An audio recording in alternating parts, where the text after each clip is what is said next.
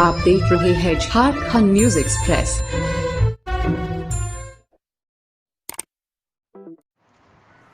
सरकार द्वारा commercial mining के आदेश के बाद जनता मजदूर संघ के केंद्रीय संगठन मंत्री सह झारखंड हिंद मजदूर सभा के कोषाध्यक्ष कमलेश कुमार सिंह से खास बातचीत।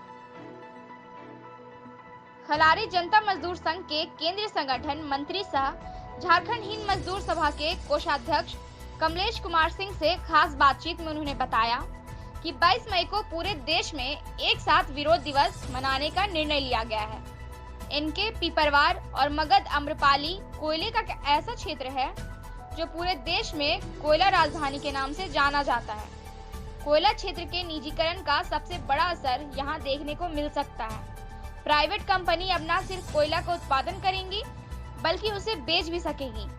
निजीकरण के पीछे सरकार का तर्क है कि इससे कोयला क्षेत्र में हो रहे घाटे को कम किया जाएगा। कोयला क्षेत्र का निजीकरण होने से सबसे ज्यादा मार मजदूरों पर पड़ेगा। क्षेत्र के सभी ट्रेड यूनियन इसे लेकर रणनीति भी बन गई है। लॉकडाउन खत्म होने के बाद एक बड़ा आंदोलन कोयलांचल में देखा जा सकता है। मैं सबसे पहले तो कहना चाहूँगा कि आज जो कोविड-19 के दौरान सरकार ने जो श्रम कानूनों के साथ छेड़छाड़ करना शुरू कर दिया है, इससे देश में करीब 55 करोड़ मजदूर हैं जो दिहाड़ी मजदूर हैं, असंगठित क्षेत्र में काम करने वाले हैं, पब्लिक सेक्टर में काम करने वाले हैं, यानी कुल इतने देश के श्रमजीवियों पर एक कुठाराघात ये सरकार करने का काम कर रही है। और सबसे बड़ी बात है कि सरकार ने जो हमारे वर्षों आंदोलन से मिले राइट थे, उस राइट को आहिस्ता आहिस्ता समाप्त कर दिया रहा है। अभी हाल ही में राष्ट्र स्तर पर हिंद मजदूर सभा ने 10 श्रम संगठनों के साथ मिलकर एक मंच बनाया है। उस मंच ने माननीय प्रधानमंत्री को ज्ञापन भी दिया। आपको जानकर ताज्जुब होगी कि सरकार ने आपको मध्य प्रदेश की सरकार ने 1200 दिन का लिए जो शॉप एंड एस्टेब्लिशमेंट जो एक्ट है उसको शिथिल कर दिया है, डिफंक्ट कर दिया है। उसके अलावा IR कोड को डिफंक्ट कर दिया है अपने राज्य में। उसके साथ साथ वहाँ पर जो ऐसी स्थिति उद्योगपतियों के लिए रास्ता मुहैया कराई जा रही है जिससे कि श्रमजीवी वर्ग को मतलब हाई रन की नीति पर कर रही है। और ये सरकार की नीति पूरी तरह से मजदूर विरोधी है और श्रमिकों के अहित के लिए उतारू है और पूरी तरह से पूंजीपतियों के पक्ष में बनाई गई कानून है। हाल ही में भारत सरकार द्वारा कमर्शियल माइनिंग की इजाजत दे दी गई है। ऐसे में कुल इंडिया पर क्या प्रभाव पड़ सकता है?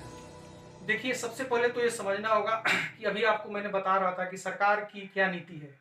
आज इस महामारी के दौर में देश में पहला केस हम समझ सकते हैं जनवरी में आया था कोविड-19 का। उसके पहले से ही सरकार की अर्थनीति और श्रम नीतियों पर कुठाराघात हुआ।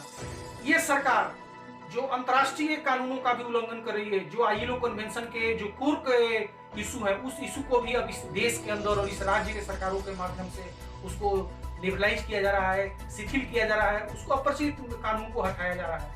आप समझिए कि जो शॉप एंड एस्टेब्लिशमेंट एक्ट को हटाकर यूपी की सरकार ने, मध्य प्रदेश के अंदर हाल में गुजरात की सरकार, हम कह सकते हैं देखा देखी और भी सरकारें वो उसको शिथिल कर रही है। यानी सुबह 6 से रात को 12 बजे यानी 18 घंटा के लिए यानी 12-12 घंटा कार्य अवधि को जो करने के निर्णय लिया गया है। और इस तरह से आप समझ सकते हैं कि जो व्यापारी, जो बड़े बड़े पूंजीपति है, उनको किराए पर मजदूर रखने का, सब पर ध्यान दीजिएगा, मैं कह रहा हूं कि मजदूर को किराए पर लिया जाएगा और उनको मनमानी ढंग से कोई खास नेचर के जो उनके जो डिसेंट वर्क मजदूरों का राइट था, जो हमें प्राप्त था पूर्व के आंदोलनों से और हमारे कानूनों से संरक्षित था, समाप्त किया जा रहा है। और आज ये स्थिति है।